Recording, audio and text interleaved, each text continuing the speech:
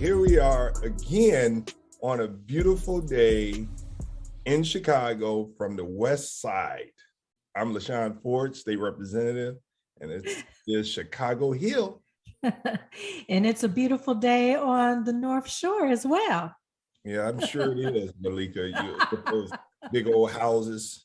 It's always a beautiful day on the North Shore. Yes. A little less so from Oak Park, but I suppose better than the West Side.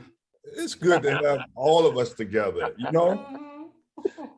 You know, Mark and Meleika, you know, one of the things that is happening all over the world is, you know, we're seeing a lot of violence, you know, international violence, but also domestic violence. And, you know, there's this struggle between community and police. And it sort of reminds me of us cutting our nose off to spite our face. I truly believe that we have to find common ground to work with police work with community in order for us to have a more peaceful and respectful society. And that's coming from a Black man, you know, and in order to heal our nation, we got to be fair. And one of the things that's happening all over the world and right here in our own state and city is violence, domestic violence. And in order to deal with that domestic violence, we have to have a collaboration between community and police. The community cannot be fighting with the police if we want to rely on the police to help keep us safe. And this battle between law enforcement and community dates back as far long before I was born. And it continues today. And, you know, as a politician, I think that one of our greatest challenges is to figure out how we're going to respect the police and the police respect the citizens so that we can have safer communities. What do you say? I agree with you 100%. It looks like the police, looking at that clip, have been having issues for many years with the community, Black, white, Irish, Jewish, Italian, just issues. And let me say, Evanston, we just had our interim first Black woman police chief, and she didn't stay for 6 months. I don't know what happened. I would love that story. She left. Like, we were all celebrating, like excited. Why don't we, Meleika, why don't you see if we can interview her sometime? I would love to get her, but I don't know if she's able to speak on it. That's the thing. Well, I'm sure not unless she got a gag order, but, you know, so the clip that we are about to listen to dates back to 1968. And, you know, we've learned that this is the first 60-minute episode ever played. And so now let's listen to it. It talks about the relationship between police and community. And you will see some parallels to the community and police today. The American policeman in 1968 is out of joint with his time. He is the target for charges of brutality, mistreatment of minorities. He's regarded with fear by some, contempt by others. In turn, he complains of a public disrespect for law and order, says that he's hamstrung in the performance of his duty by technicalities in the law. There can be little doubt that he is undertrained, underpaid for the job with which we've charged him. The top cop in the United States is Attorney General Ramsey Clark. He, too, has been damned by some, indeed by some law enforcement officers, as soft on crime, soft on law and order. He offered no concession to those who damn him when he said last week, of all violence, police violence in excess of authority is the most dangerous. For who will protect the public when the police violate the law? I asked Ramsey Clark about the American policeman. The policeman today is a man who is put upon from every standpoint. He's not paid well, he's not trained well, He finds a little opportunity to improve himself. He lives a life that causes very considerable risk to his safety. His relationships with the community that he there serves have become so strained in so many parts of our cities that he is living, working in a hostile environment. Well, he's living in a hostile environment because he is the white community, or the outside community's, let's say, point of contact with that community. He's out at the cutting edge. The people who live there will tell you that when the sun goes down, there ain't nobody here but us and the cops.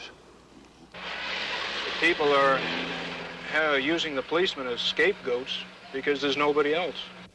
They feel that we're in there like an occupation force. We have to control the junkies, the prostitutes, the car breakers, the robbers, the assaulters, and yet at the same time we have to protect those people that also live in the same area. It can be hairy sometimes. You hear so much about police brutality. I suppose it's a hard subject, again, for a top cop to talk about. How much of it is there? How much of the complaining about that is valid? I think the frequency of the cry police brutality tends to obscure the real issues. And the real issues are professionalization of police, adequate pay for police.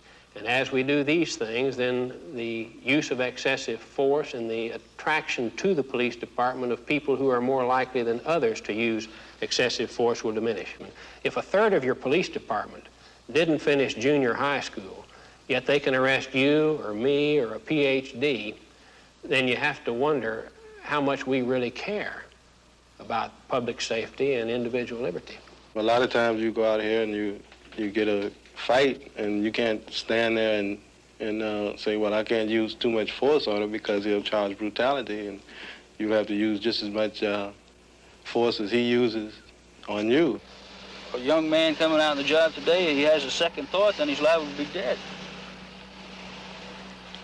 All through my years, I have known men that have gone into police work, and unfortunately, I have known men who have left police work because they found, first, that they were unsupported within their departments frequently. They found that their families were suffering privations because of inadequate pay. They found that they had no respect in the communities that they worked. All you need is some citizen to make a complaint against you. And maybe it's not a good complaint, but if he's got enough witnesses to say it's a good complaint, you can be out of a job. We represent authority, and some people in the American society, I guess, is just opposed to authority. How does the Negro community look upon a Negro policeman? And a good illustration is a story that the police have told me on several occasions, where so many of their fine young officers recruited from Negro areas never want the people among whom they live, their neighbors, to know that they're in police work. They'll wear civilian regular clothes to the police station, and they'll change in a locker down there, and they'll try to stay out of the area they live in police work, not because they're in undercover police work at all. They're regular line duty men, but they're embarrassed about it. They're a little bit ashamed of it. Being a black officer, you know more, you know the people better, and you know maybe how to get along with them in a better respect than you would if you were, I guess, if you were a white officer. But being in the uniform,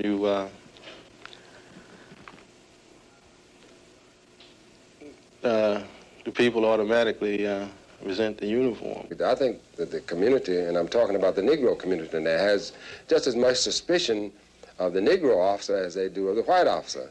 They sort of feel that he has sort of gotten out of the muck and has sort of gotten into the mainstream of society, and consequently he has joined the society that sort of controls their own destiny.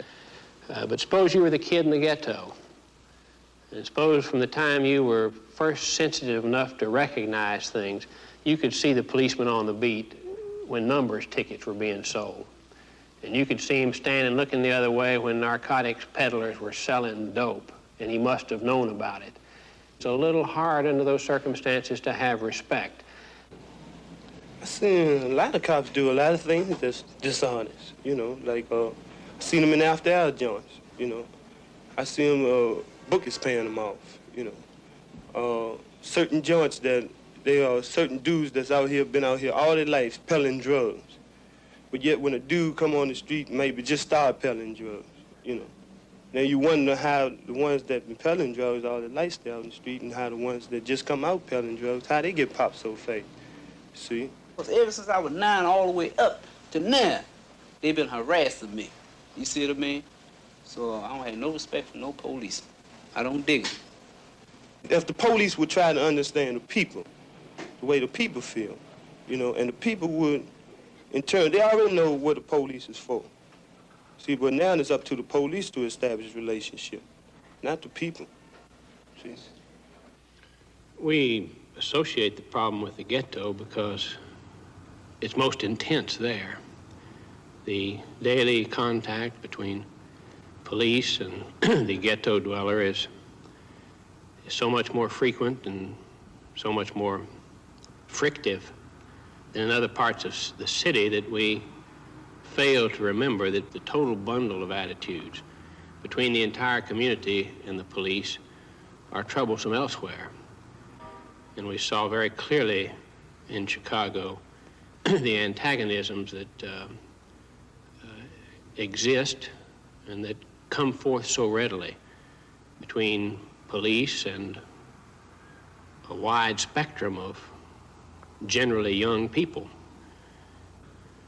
They reflect the many divisions that we have in this country, divisions between the rich and the poor and the young and the old, and between the educated and the uneducated. Well, I think the police are generally insecure about their own position in society, and they feel that the young, especially the educated young, are wise and smart alecks. They should have broke their heads. What is this generation coming to? A bunch of madmen and commies and everything else? One of the reasons the police are uptight is because youth, for a change, are beginning to challenge their authority. It used to be that whatever a policeman said was the law.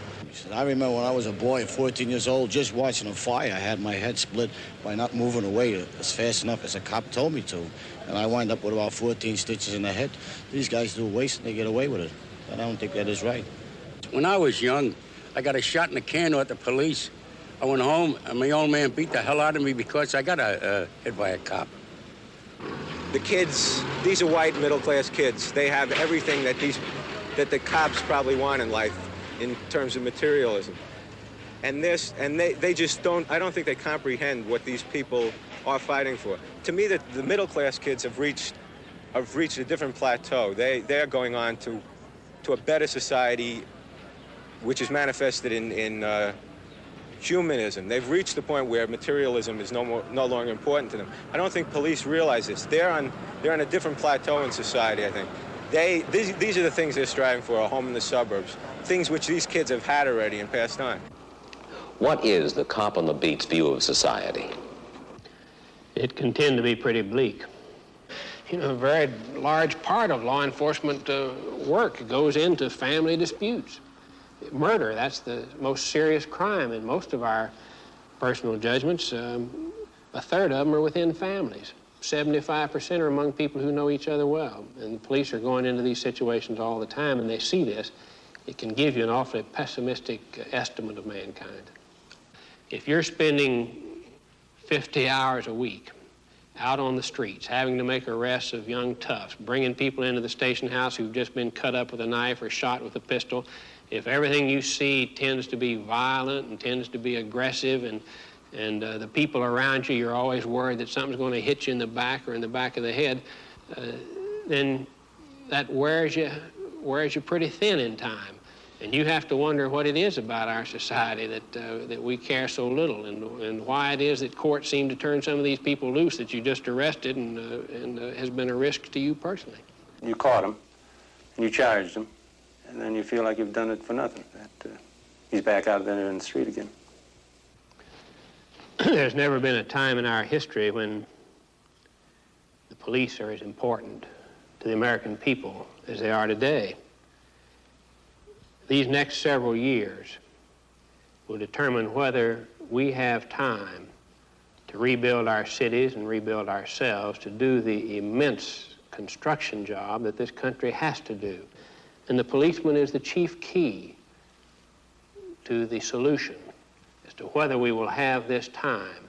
If he can maintain balance, if he can enforce the laws fairly without provocation, if he can effectively maintain social stability in the areas that he polices without excessiveness, without either overacting or underacting, then we will have this time. And if he fails, it is possible to see a division in this country caused by an escalation of riots and bloodshed that would create a division that would take generations to heal. Because, Mark, you didn't have the privilege of seeing it before today, your knee-jerk reaction. Was this done in 1968 or was it done yesterday? Man, right? The more things change, the more they stay the same. But you know what, I guess here's my thing. And I've thought about this before. Part of what I think was really described there is that law enforcement, police work, keeping people safe is probably, outside of medicine, one of the most sacred jobs somebody could have. It's really a life or death power. Okay. And so what really bothers me is how many lives depend on a baseball player? Okay. How many people does an actor or an actress protect? And yet they make millions of dollars. And one of the things that I was watching here that was sort of really consistent is that, these folks are not trained, they're not paid enough, they're not supported enough. And I think some of those things are still true. I don't by any means think that that's the crux of it. And, perhaps some people think, well, if you're going to ride around in a car and, beat up Black people for a living, you don't need to get paid all that much. But I honestly believe that, it's just, I wouldn't be surprised if in some cities, garbage people who pick up garbage got paid more than policemen did. And so I think part of the problem is that we assign $1 million job to somebody and then we pay them a penny. And that just doesn't work. Wow, that's profound. We assign $1 million job to a person and then we pay them a penny.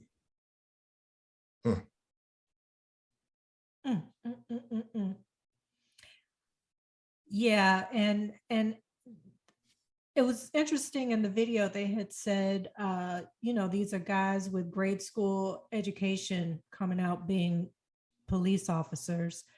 I think it's important that police officers come out educated. Like I don't know, maybe they should attend 4-year college before they become police officers. And really learn the law or whatever courses they need to take to become, to get that degree so that they can become a police officer. Maybe the qualifications need to change, because I do sense that there is some prejudiced judgment, not just race, but class. I think that still exists with police officers, some police officers today, not all. Because some police officers seem to be living pretty good. I mean, they got investment properties. I don't know, maybe they're just doing better with their money or they've been on the force longer. I don't know. But I sense that there is some prejudice, some envy, some jealousy that they take out on the educated. Yeah.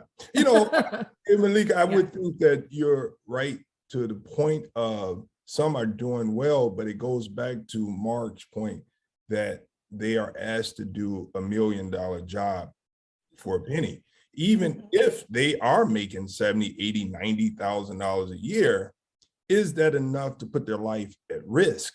And that's what they would always say, like teachers, we're not making enough. This is a mission that we want to embark on, that we want to live. This is the way of life that we want. You know, there's a lot that we can unpack about the 60 Minutes episode that was aired in 1968. But one of the things that I'm committed to is working together with law enforcement to get it right. In the disability community, they have cloned and they have a motto of nothing for us without us. You know, there's a lot that needs to be done to help heal the Chicago police, to help heal law enforcement in Illinois. But we will never get there if we're not at the table together. I mean, how are we going to put forth new policy for police when we are fighting the police to change policy that's going to impact their lives? They live it every day. They know what's best. And so any negotiations about police should be done with police. And police should be honest brokers, and leaders should be honest brokers so that we can heal law enforcement for a better society.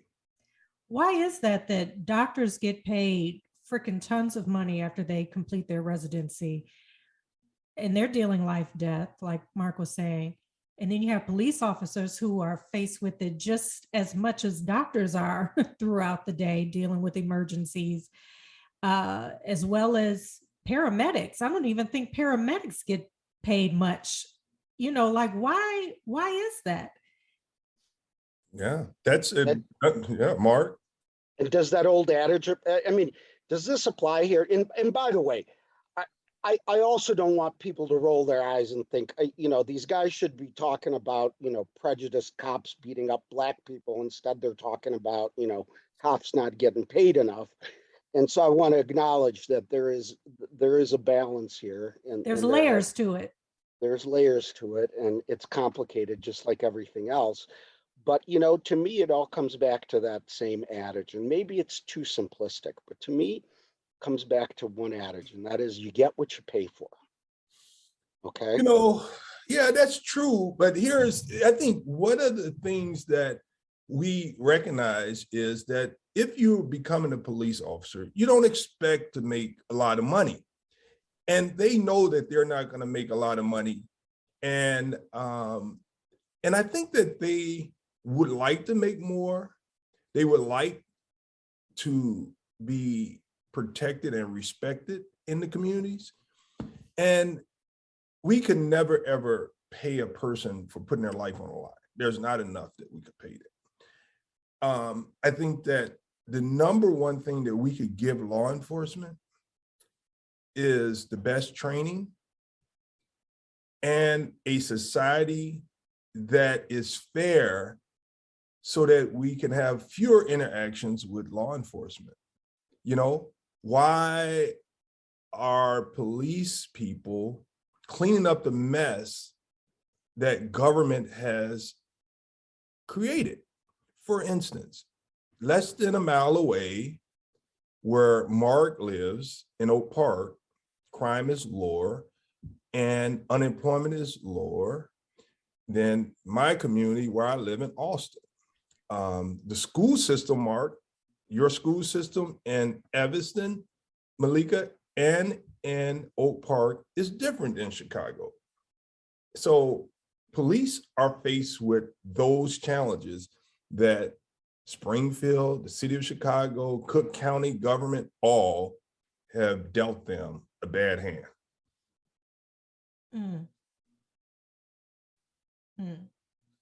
Something tells me we're not going to solve this problem today. Yeah, I don't think we're gonna solve. I mean, can they change the qualifications for police officers? Can they do that? Yeah, Can they Sure, do that at sure, this point? yeah. sure, You sure. know, And again, I just want to challenge something that Representative Ford said, which is, well, whoever goes into policing, they know they're not going to make a lot of money. And so let's flip that on its head.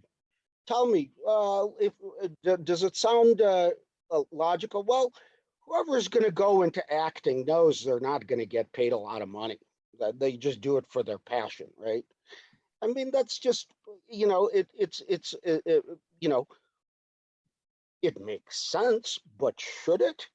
Is that, should somebody go into policing? That's just because it's their passion and they want to help people.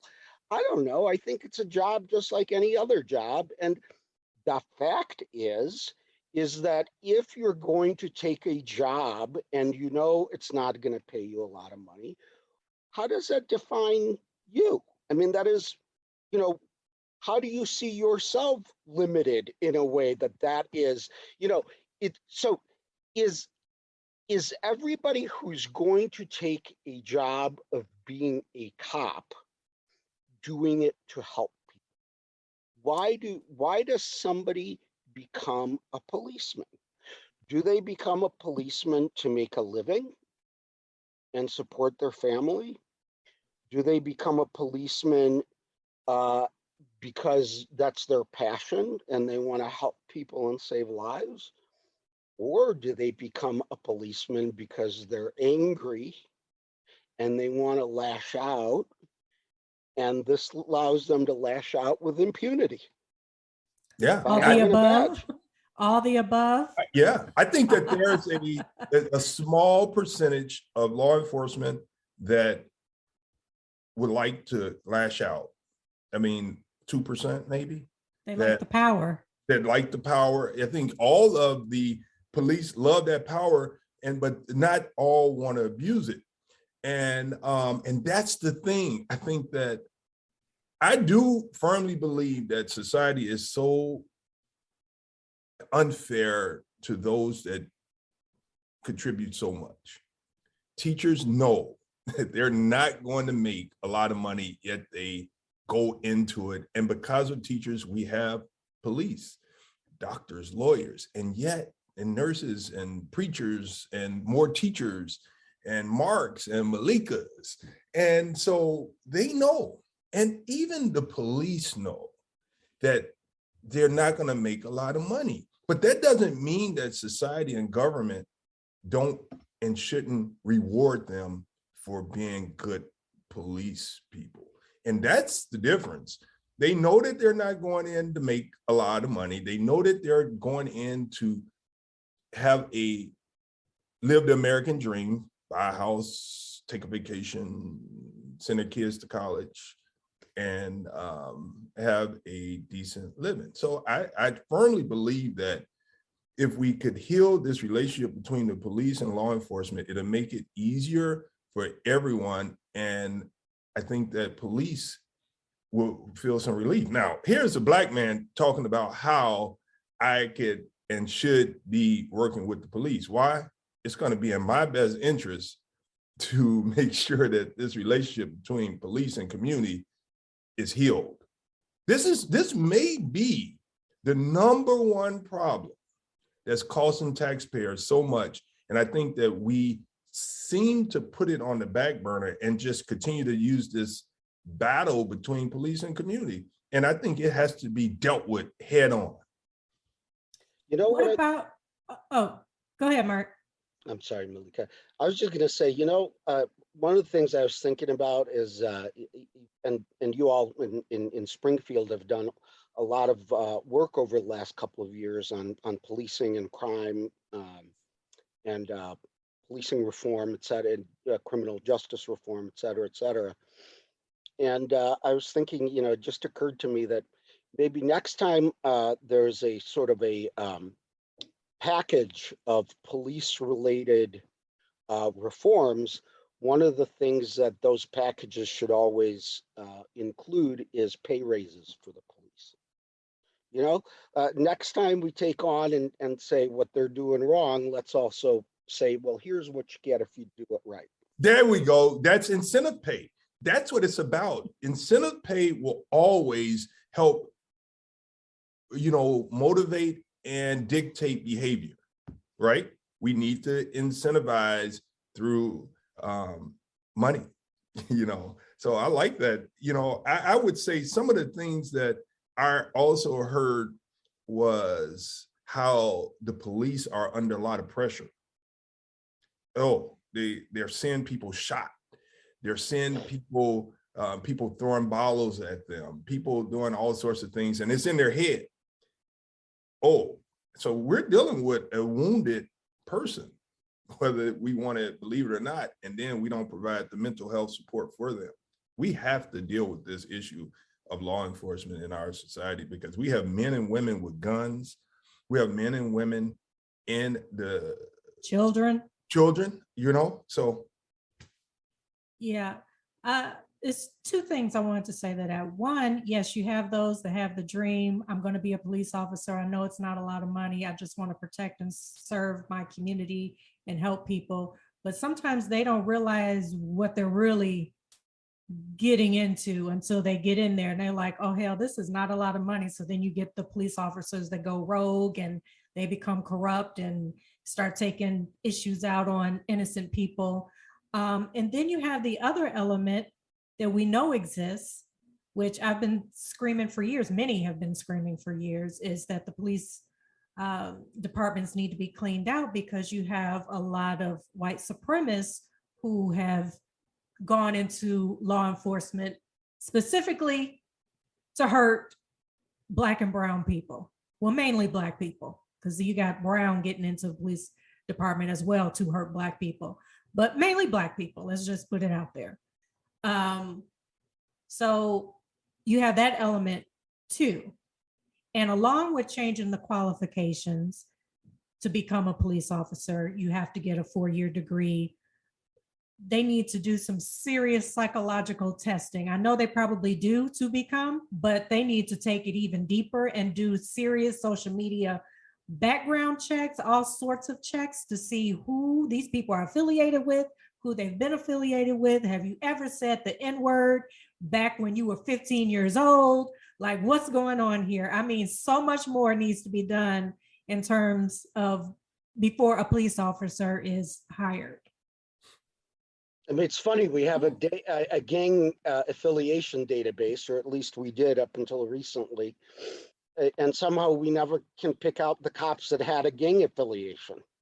Oh, right. Until it's too late, right? So I just think, you know, yeah, there is, I wish it was easy and there was just one problem. There are so many that it's hard to pick the most important ones. And I guess to me, I just love to know, well, where do we start? Well, what do we do first? I'm glad you asked that question. I believe we start with asking the question, do we have a problem? You know, because if the police say we don't have a problem, we're doing everything that we're supposed to do. If they believe that, then we have a problem and we can't even start negotiating.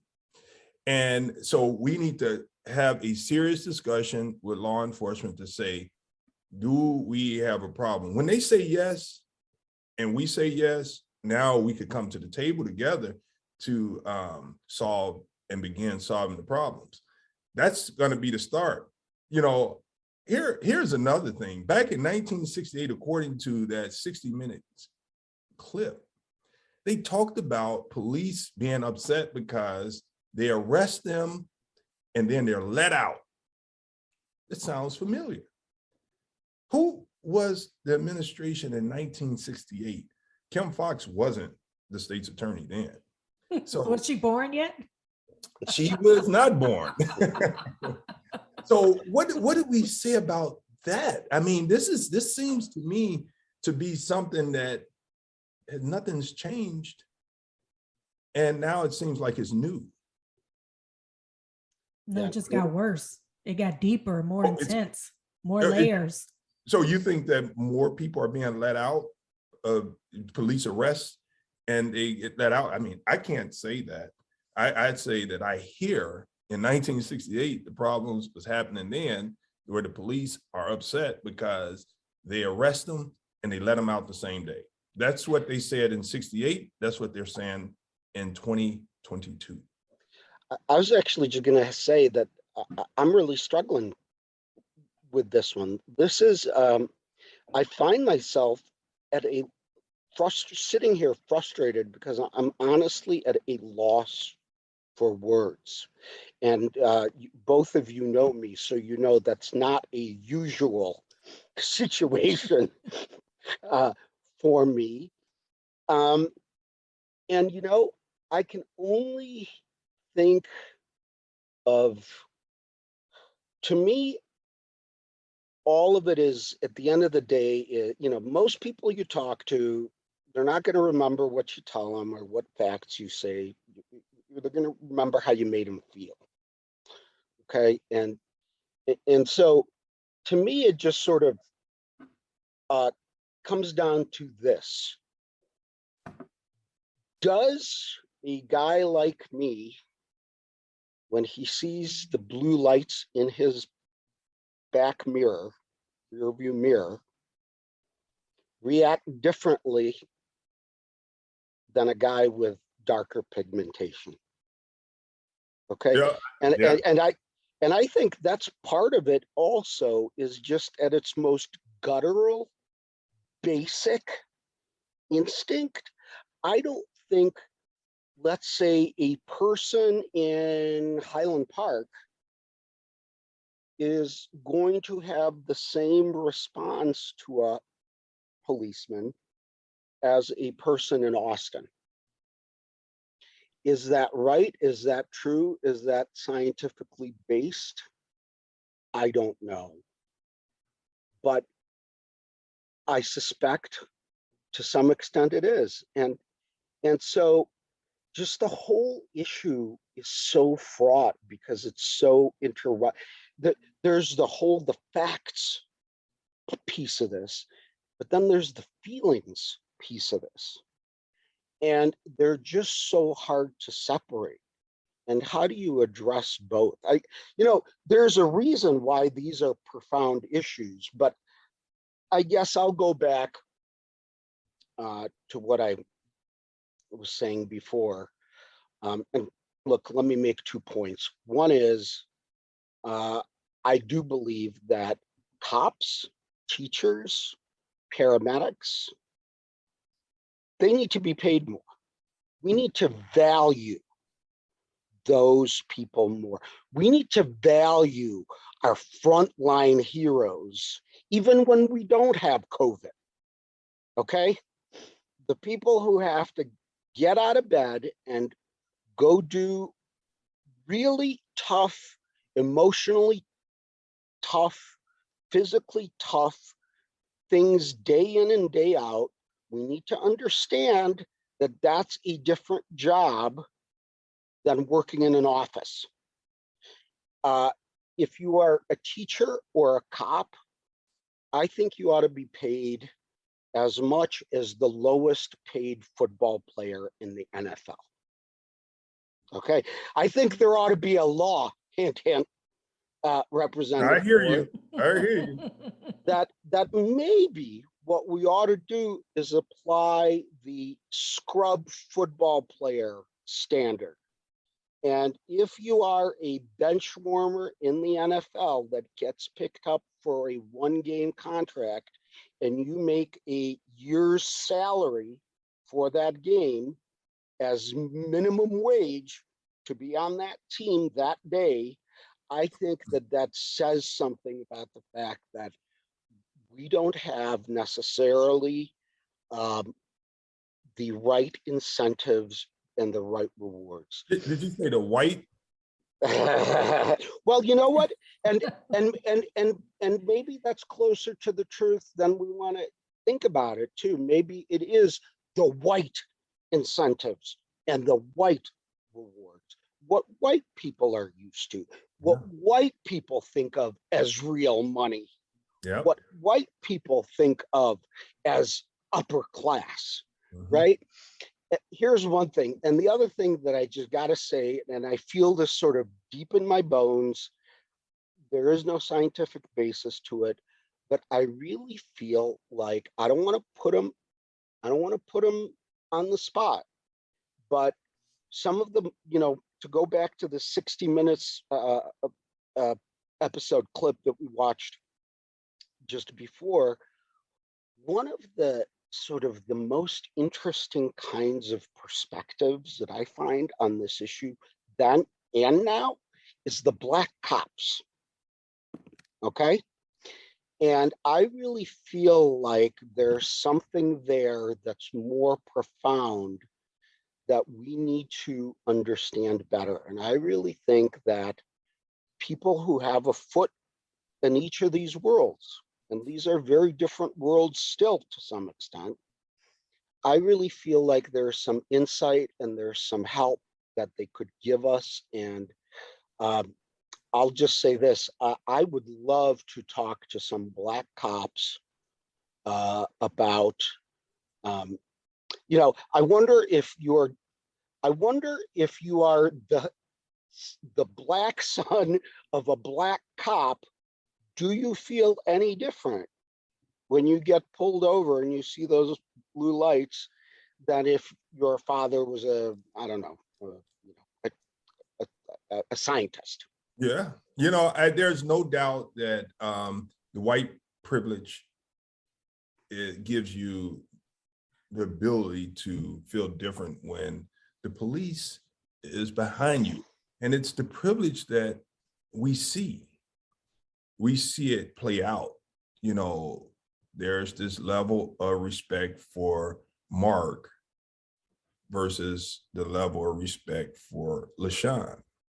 It's true, you know, and we have to deal with the realities and we have to heal it. We have to make sure that we have in place rules, consequences, expectations, because when we have rules, consequences, and expectations, that dictates behavior. They don't care who you are, what you do. If you know that there are rules, consequences, and expectations, it will dictate your behavior. Even the most dangerous criminal stops at a stop sign because they know that they will get a ticket. Even the most dangerous criminal doesn't just go into Walgreens and take what they want because they know that they will go to jail. So rules, consequences matter. And I think that in order to heal society, we have to make sure that we work with law enforcement. And I think the top cop back in 1968 says, we are at a point where we are going to either build our communities up or we're going to be in riots. And he said that the police play a major role in this. I'm a believer in that. And, you know, there has to be this coming together, like the Beatles said. You know, and I want to commend the two of you, Miss Gardner and Mr. Ford, because for all the hand-wringing about this, I don't think we talk about this enough. We don't. I don't think there's enough honest dialogue. I don't think we include cops in that dialogue enough. I think a lot of cops are very frustrated and fed up, and they have things that they want to say, whether we want to hear them or not. And, you know, how much anger and frustration, if you are the most beautiful human being in the world, how much anger and frustration and unfairness and injustice and insult and PTSD and injury does it take to turn you to turn you. You could be the most beautiful person in the world when you go into this. And after years and years of such horror, anybody, I think, can be turned into a different human being than they started off with. There's just so much here. And you know what? Again, I think it's all to the point of resources.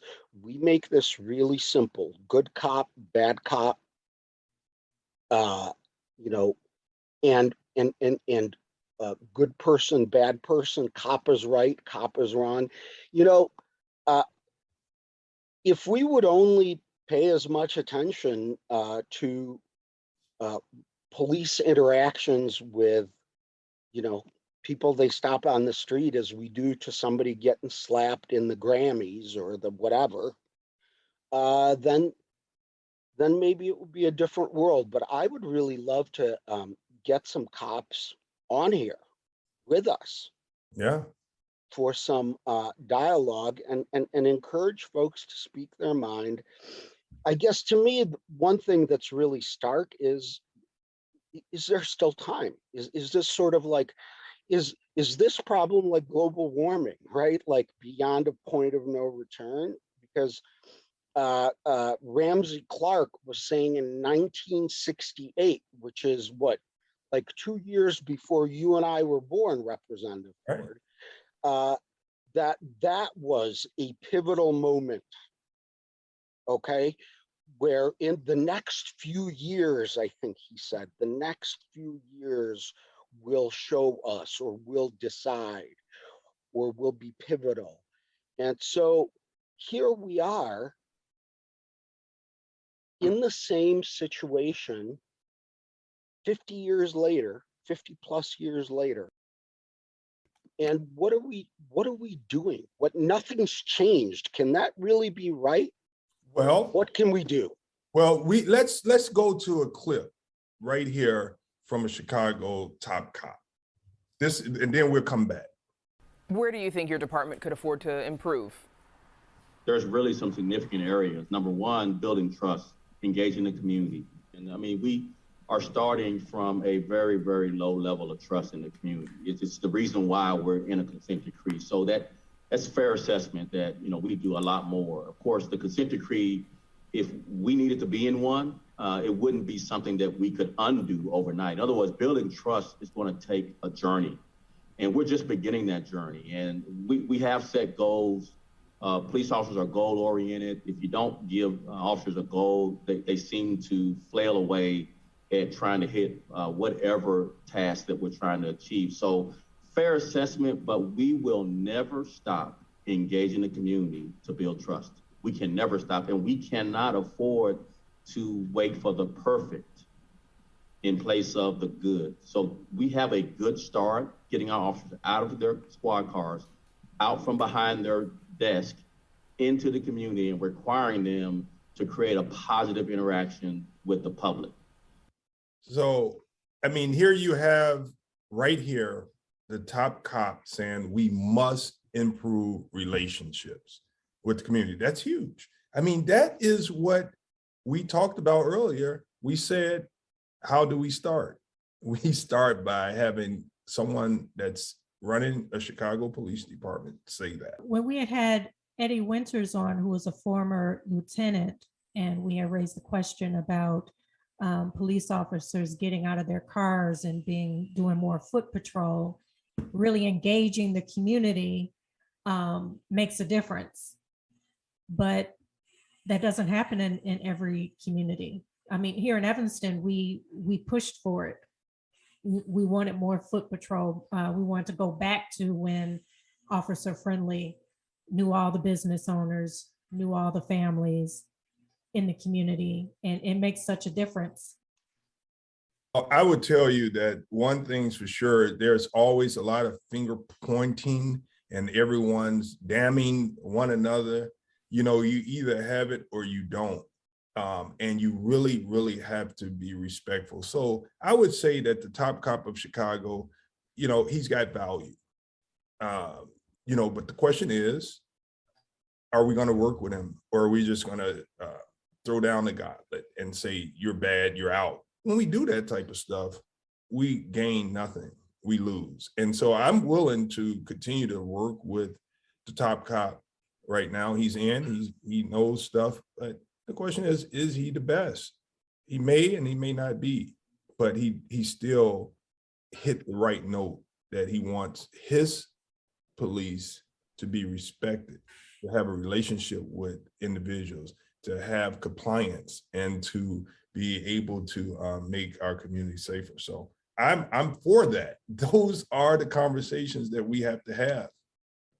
I like when he said more community engagement. I think that is really key, getting to know the community that they are policing, getting to know the people in that community makes a difference, because you might not have as many arrests. You might just be able to talk to them and send them home, or call their parents, come pick them up. It makes a difference. There's an issue here in Evanston. We have an interim chief of police that they brought back, who a lot of people were not happy with, because young Black boys will get arrested hanging out with young white boys, and they're all engaged in the same activity, and they would just call the parent, hey, come get the white sons, the white boys, but the Black boys would get arrested, because the first Black woman chief of police interim that we had, she left within months. Within months, everybody was like, we were celebrating and hopeful she would actually get the position permanently. And then I don't know what happened. I would love to know what happened, but then they brought back him for the interim. Wow. And there was a lot of issues with that. So I love that he said, community engagement is key. It really is. And listening to police is important, Mark. What do you say? What are you saying? I guess I'll just, maybe the white guy has more luxury to parse these things and to push back on them. But, I like what he's saying. I appreciate that the police is, some percentage better at compliance than they were before. At the same time, the context for this is not voluntary, let's make it better, okay? Let's make sure we remember the context for this. The context for this is that an independent, impartial court, a judge, said, you all are so bad that we are putting in a court order called a consent decree that you will agree to, because if you don't, we'll make it even worse, that you have to get better. And so part of that is, how much can you expect things to improve if a judge is telling you to, okay? And maybe we ought to look at that on the criminal side as well as the police side, right? Maybe neither side can get rehabilitated if the only thing that is moving them towards that is the threat of punishment. But I just want to say that, yes, this guy did acknowledge we have problems, we're getting better. But even so, that was not done out of the goodness of his heart. And I can guarantee you that this conversation would have never happened if it wasn't for a court order. President Obama's court. I don't see a lot of cops showing up on TV talking about what a bad job they're doing unless it's within the context of responding to a greater threat. Okay. Well, I know this has been another episode of Chicago Hill, and I would say if I had to advise the mayor, I would tell the mayor of the city of Chicago and all over, one, you have to go all in. And you have to make sure that you are listening and doing everything that you can to improve on law enforcement. It's a matter of life and death. And you can't fight with the police because they're not going anywhere. They're ingrained in our society. What are we going to do? So I'm all in with helping heal the Chicago police and law enforcement, and I hope they are too. I'm wondering, how do you clean out those rogue cops though? It's Rules, the bad ones that are rules, consequences, and expectations. well, those are in place. Not But really. they don't care about them. They're not. That's why there's the consent decree. And just recently have we started seeing cops being fired and jailed for killing Black people. I hope so. You know what? I think that's just as much of a positive as we can end this show on. This one really leaves me unsettled, and I think that is because the problem is so profound. I hope we get to talk about it some more. All right. Coming straight from the west side of Chicago, I'm Shawn Ford. Coming from the North Shore, Meleika Gardner. And a little bit more west than the west side of Chicago, Mark Peysakhovich. This is in Chicago Hills. See you guys next time.